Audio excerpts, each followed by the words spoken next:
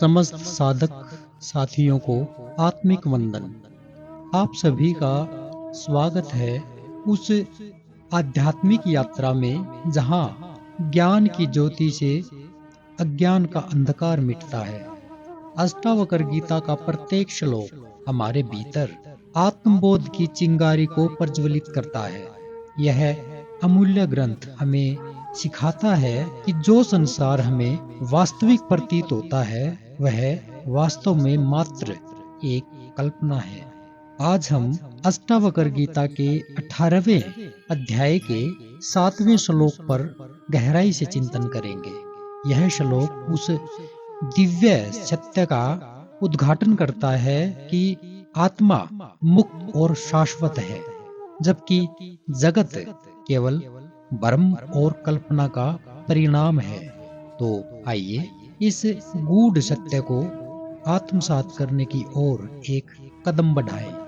सूत्र 7। इसमें अष्टावक्र जी कह रहे हैं, समस्त जगत कल्पना मात्र है और आत्मा मुक्त और सनातन है।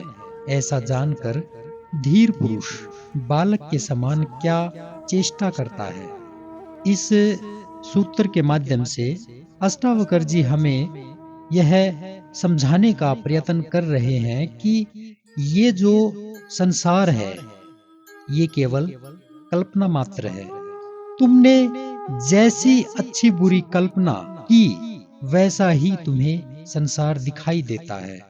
तुम्हारी कल्पना का नाम ही मन है, जिससे तुम संसार को भिन्न दृष्टि से देख रहे हो। उसका वास्तविक स्वरूप दिखाई नहीं दे रहा है तुम्हें। किसका? इस संसार का। यदि मन का पर्दा हट जाए तो संसार भिन्न प्रकार का दिखाई देने लगेगा। यानी जैसा अज्ञान में दिखाई दे रहा है संसार, वैसा ज्ञान होने पर तुम्हें दिखाई नहीं देगा, क्योंकि अज्ञान संसार को बांट कर देखता है, जबकि ज्ञान पूरे संसार को संयुक्त देखता है। इसलिए ज्ञान होने पर संसार को देखने की जो दृष्टि है वो ही बदल जाती है। अतः यह अज्ञान दृष्टि ही तुम्हारा बंधन है।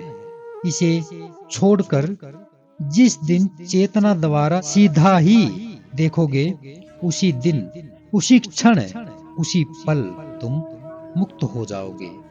उसी वक्त तुम आत्मज्ञानी हो जाओगे। और जो यह जो आत्मा है ये मुक्त और सनातन है। यह स्वयं बंधनग्रस्त नहीं है, न ऐसी है कि आज है कल नहीं रहेगी, मरने के बाद ही मिलेगी, स्वर्ग में मिलेगी, ज्ञानी के पास ही है। अज्ञानी में आत्मा होती ही नहीं, पशु पक्षियों में आत्मा होती ही नहीं, ऐसा भी नहीं है। यह सर्वत्र है। कोई भी कोना, कोई भी संसार का ऐसा हिस्सा नहीं है जहां पर परमात्मा विद्यमान नहीं है। चाहे जड़ है, चाहे चेतन है, आत्मा हर जगह व्याप्त है। वह सनातन है, इसीलिए आत्मा को सनातन कहा गया है। सत्य एक ही है। जिसने संसार को सत्य समझा उसे आत्मा असत्य दिखाई देगी, किंतु जो आत्मज्ञानी की दृष्टि है वो आत्मा को सत्य और संसार को असत्य देखती है। वह मात्र दृष्टि है, एक सत्य की दृष्टि, एक ज्ञान की दृष्टि, जिस पर से धूल हट गई है। कौन सी धूल? अज्ञान की धूल। संसार को सत्य मानना ही आत्मा में बंधन है। जो कोई भी संसार को सत्य मानता है, समझो वह बंधन में है। ये वास्तविक नहीं है। क्या? संसार। झूठी मान्यता ने ही झूठे बंधनों का निर्माण किया है। ज्ञानी की यह भ्रांति मिट जाती है कि संसार है, संसार का झूठ उसे दिखाई देता है और इसी के कारण वह ज्ञानी मुक्त है। इसके लिए बालक अथवा अज्ञानी की भांति चेष्टा नहीं करनी पड़ती। अज्ञानी ही चेष्टा करता है। किस चीज की चेष्टा? ज्ञान को पाने की, संसार को पाने की, हर जगह अपनी जड़ जमाने की, हर वस्तु को अपना कहने की। इस प्रकार की वो चेष्टाएं करता है, अभ्यास करता है, साधनाएं करता है। पर जो आत्मज्ञान है वो चेष्टा, प्रयास और श्रम से प्राप्त नहीं है। वह प्राप्त है केवल निर्विकार दृष्टि से। केवल वह दृष्टि उत्पन्न हो जाए जिससे यह दिख जाए कि जो सामने है, जो संसार है, वह मिथ्या है। केवल इतना विवेक लाना ही ज्ञान कहलाता है। यही ज्ञानी की दृष्टि है। इसीलिए अष्टावक्र जी यहाँ पे कह रहे हैं कि केवल निर्विकार दृष्टि से देखने मात्र से क्या प्राप्त हो जाता है? ज्ञान प्राप्त हो जाता है। निर्विकार दृष्टि से साक्षी मात्र हो जाना ही पर्याप्त है। चेष्टा ही संसार है। क्या कहा? चेष्टा ही संसार है। अभी थोड़ी देर पहले कहा था कि जो अज्ञानी है केवल वही चेष्टा करता है, वही अभ्यास करता है, साधना करता है और संसार में स्वयं को यह दिखाने की कोशिश में लगा रहता है कि मैं हूं। जबकि ज्ञानी लगातार ये कहने में लगा रहता है कि न तो मैं हूं और ना ही यह संसार है, दोनों ही मिथ्या हैं। इसलिए यहाँ पे कहा गया है कि चेष्टा ही संसार है, साक्षित्व परमात्मा है।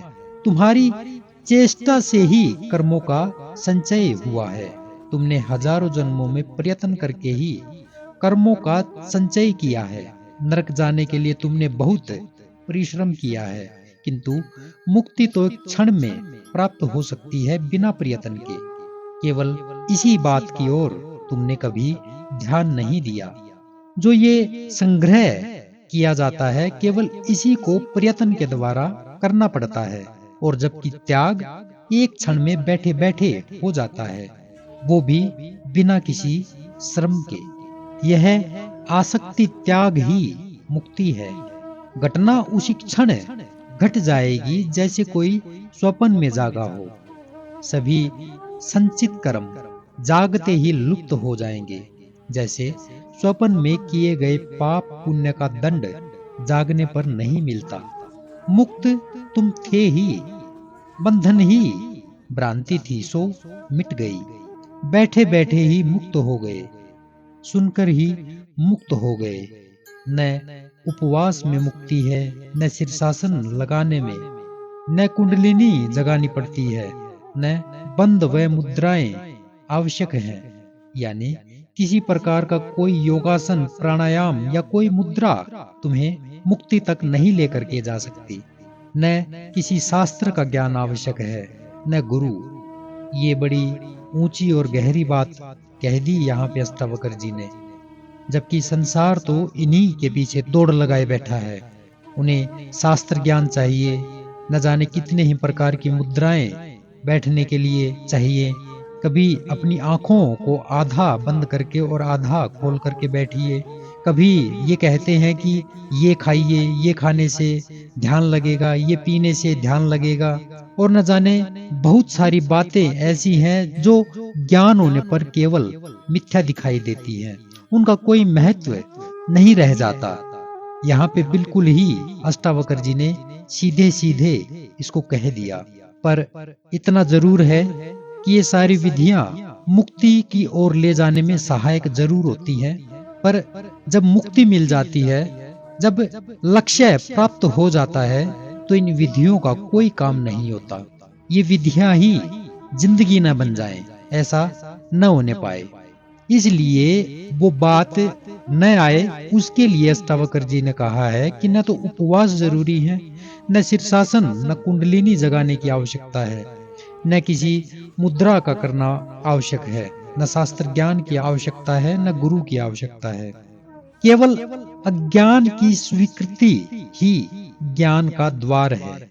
यह स्वीकार कर लेना है कि हाँ, मैं अज्ञानी हूँ। और अज्ञानी भी इस संदर्भ में नहीं कि केवल आपको ग्रंथ कह रहे हैं कि आप अज्ञानी हैं।